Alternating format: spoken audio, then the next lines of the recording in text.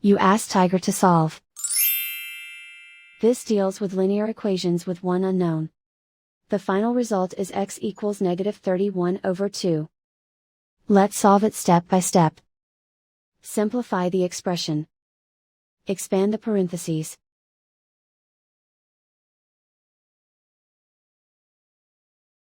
Simplify the arithmetic. Group like terms.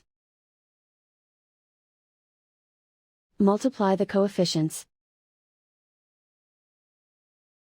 Group all x terms on the left side of the equation. Add 2x to both sides. Group like terms.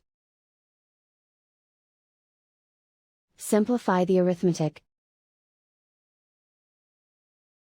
Group like terms. Simplify the arithmetic. Group all constants on the right side of the equation. Add 7 to both sides. Simplify the arithmetic.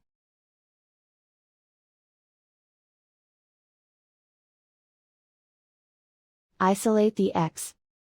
Divide both sides by -2. Cancel out the negatives. Simplify the fraction.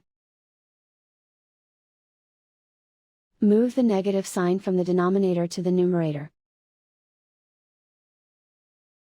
And so the final result is x equals -31/2.